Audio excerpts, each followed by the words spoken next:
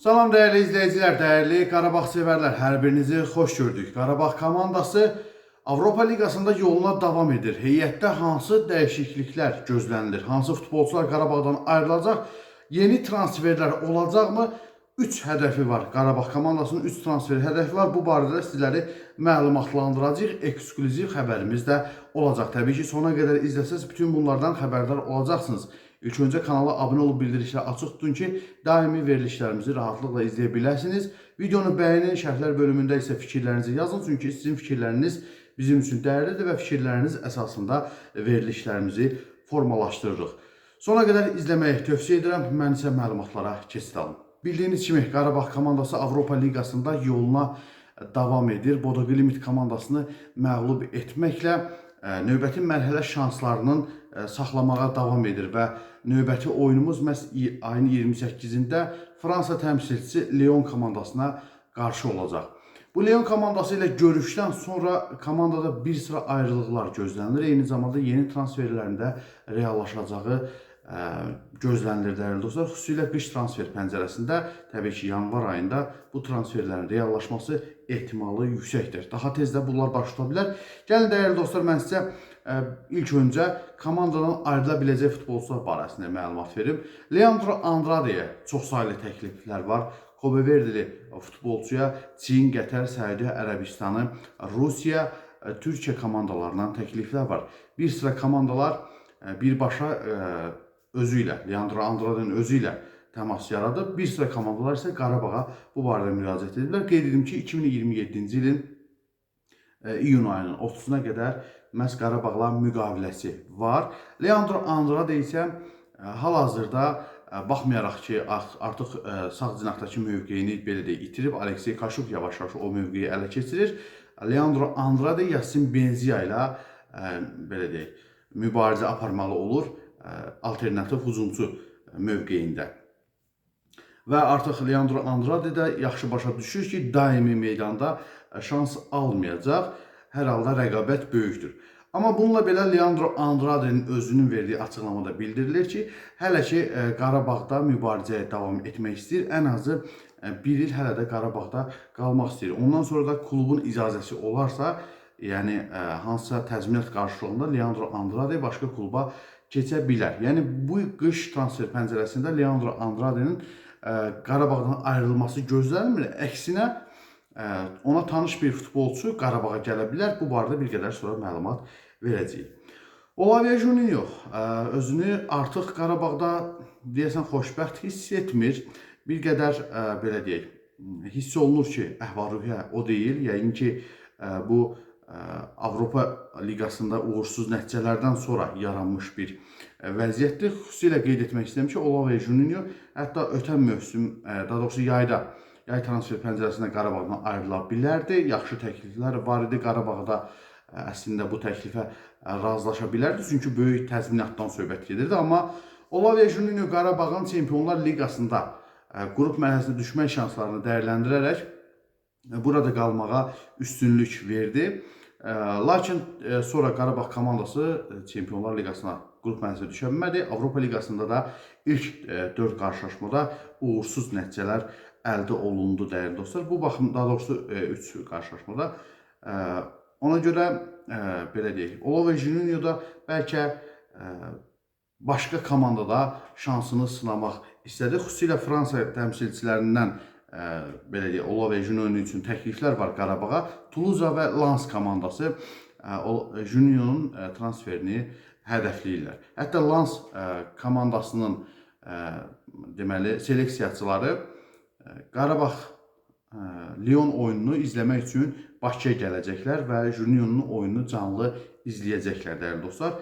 Ondan sonra təbii ki, oyundan sonra komanda çox şey dəyişə bilər. Juninho'nun gedib qalacağına da təbii ki, Qarabağ komandası qərar verəcək. Düşünürəm ki, Juninho'nu o şəkildə buraxa bilər ki, Qarabağ komandası böyük təzminat qarşılığında buraxa bilər.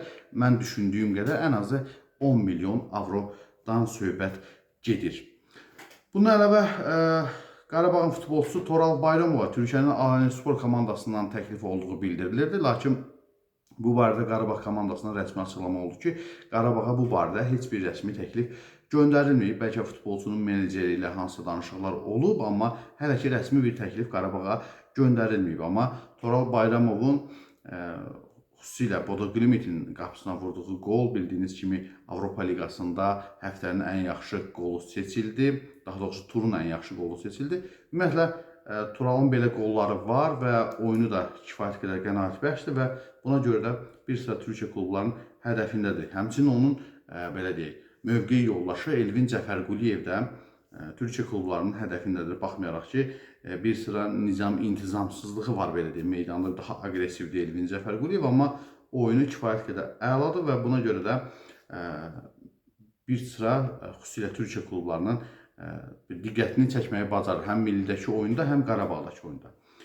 Bu arada Bədavi Hüseynov bildiyiniz kimi milli komandanın İsveçə 6-0 uduzduğumuz oyunda zədələnib və deməli Qarabağın Leonla qarşılaşmasında iştirak etməyəcək. Onsuz da müdafiə xəttimizdə ciddi problemlər var idi. Bu barədə danışacağıq.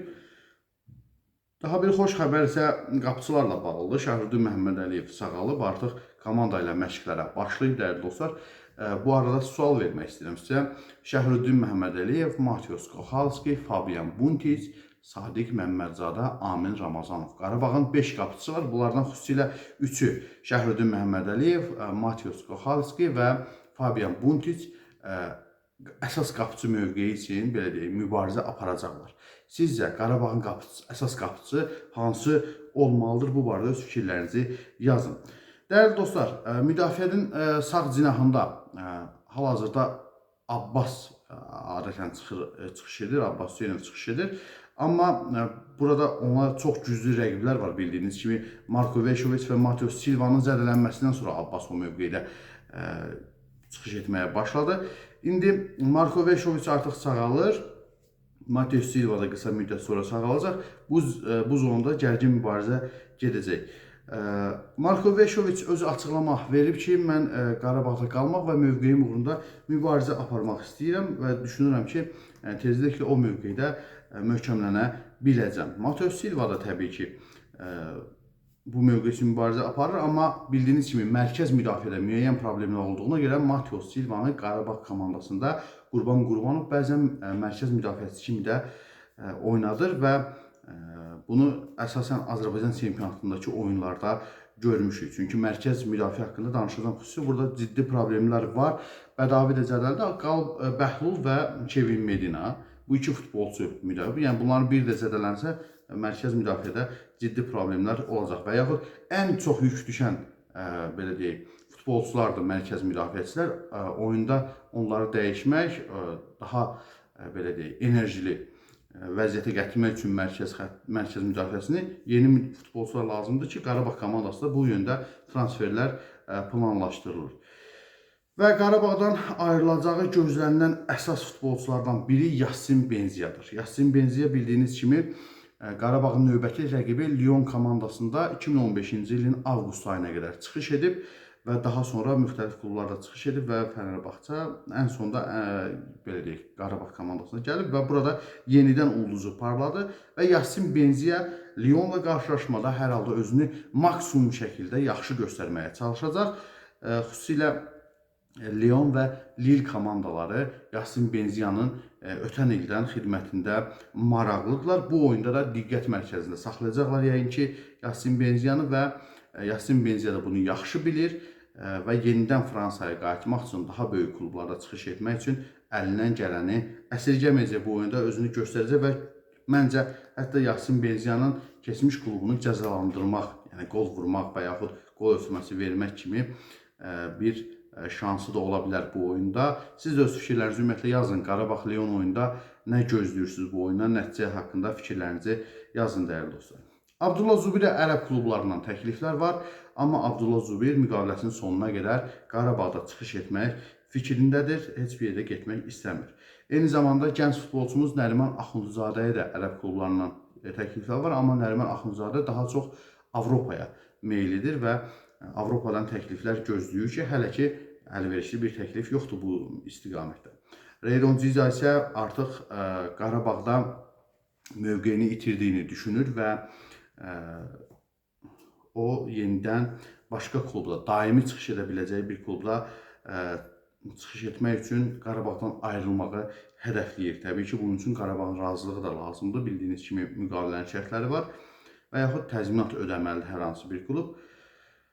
Albaniya təmsilçisi Tirana yenidən Redon Cicanı öz sıralarına qata bilər. Hələ ki, bu barədə rəsmi bir məlumat yoxdur. Sadəcə fərziyyələrdir ki, məhz ötən ildən Tirana klubu, məsələn, Redon Cicanın xidmətində maraqlıdır. Dəyərli dostlar, bəs Qarabağ komandası hansı futbolçuları transfer edəcək? Sonda sizə sürpriz bir transfer danışıqlarından məlumat verəcəm. Ondan öncə sizlərə bir neçə məlumatı nəzərinizə çatdırmaq istəyirəm. Artıq gündəmdə bəzi məlumatları eşitmişsiniz dəyərli dostlar. Məsələn, Bədavi Hüseynovun zədələnməsindən sonra Sumqayıtın futbolçusu deməli Qarabağın hədəfinə düşüb. Elvin Bədəlovdan söhbət gedir. Bilirsiniz, komandada yerli futbolçuların sayı da kifayət qədər olmalıdır. Ona görə Qarabağ komandası ölkə çempionatında çıxış edən yerli futbolçularımızı belə deyək, öz sıralarına qatmağa çalışır. Məsələn, Aleksey İsayevin də transferi məhz bu məqsədlə olunmuşdur. İndi Elvin Bədəlov Qarabağın hədəfindədir. Qarabağa keçə bilər. 2025-ci ilin yayında çox güman ki, bu baş tutacaqdır. Amma Bədavinin zədələnməsi ilə bağlı ola bilsin ki, bu qış transferi pəncərəsində də baş tutsun dəyərli dostlar. Bundan əlavə məşhur İsveçrəli futbolçu Josip Drmic Qarabağda çıxış edə bilər. Hal-hazırda danışıqlar gedir dəyərli dostlar. Drmic Qarabağa təklif olunub. Hal-hazırda klubsuzdur, bu barədə məlumat verəcəm. İsveçrə millisinin sabiq forvardı karyerası ərzində Zürich, Nürnberg, Bayer Leverkusen, Borussia Mönchengladbach, Hamburg, Rijeka, Norwich komandalarında, İngiltərə Norwich komandasında çıxış edib. Onun son klubu Dinamo Zagreb, Xorvatiya klubu, Mahir Əmrəlinin komanda yoldaşı olub dəyərli dostlar. Və iyun ayından etibarən klubsuzdur və Qarabağa təklif olunub. Hal-hazırda 500.000 avro qiymətində dəyərləndirilsə də futbolçunun vaxtı ikən ən böyük transfer dəyəri olub Bayer Leverkusen'də oynadığı dövrdə olub. Səhv eləmirəmsə 12 milyon avro dəyərində qiymətləndirilib. Və əsas deməli transfer məsələsi, sürpriz bir xəbəri sizin nəzərinizə çatdırmaq istəyirəm. Almaniya mətbuatında yazılan məlumatı sizin nəzərinizə çatdırmaq istəyirəm. Deməli Hamburg komandasına məxsus, Almaniyanın Hamburg komandasına məxsus futbolçudur. Guyo Ramos. Deməli, Portuqaliyanın Santa Clara klubunda icarə əsasında çıxış edir. 27 nömrə altında və 1 metr 91 sm boyu var. Mərkəz müdafiəçisidir. 2025-ci ilin yayında deməli Hamburg komandası ilə müqaviləsi başa çatır. Bundan sonra azad agent statusu daşıyacaq. Qarabağ komandası bu futbolçu ilə hal-hazırda danışıqlar aparır aldığımız məlumata görə və mərkəz müdafiəçisi kifayət qədər hündürboy və kifayət qədər effektli futbolçudur. Hal-hazırda bu futbolçunun ümumi transfer dəyəri 900.000 avro göstərilsə də ən yüksək transfer dəyəri deməli olub 2 milyon avro qiymətində. Mərkəz müdafiəçisidir, bəzən sağ cinahda çıxış edir. Bir qədər öncə demişdim, Leandro Andrade ilə komanda yoldaşı olmuş bir futbolçunu transfer etmək istəyir Qarabağ komandası. Bəli, hər iki futbolçu Sporting komandasını yetirmələridir. Deməli, 2019-cu ilə qədər Sporting komandasında çıxış edib, daha sonra Feyrense, Bielefeld, Hamburg və daha sonra icarə əsasında Santa Clara'da çıxış edir və 2025-ci ilin iyun ayının 30-da Santa Clara, daha doğrusu Hamburg komandası ilə müqaviləsi başa çatır ki, həmin dövrdə Qarabağa transferi nəzərdə tutulur. Möhtəşəm məncə futbolçudur. Siz də araşdırın, öz fikirlərinizi yazın. Boyu hündürdür, yaxşı belə deyək, müdafiə, həmçinin hücumlarda, xüsusilə standart vəziyyətlərdə başla qol vurmaq duyumu var.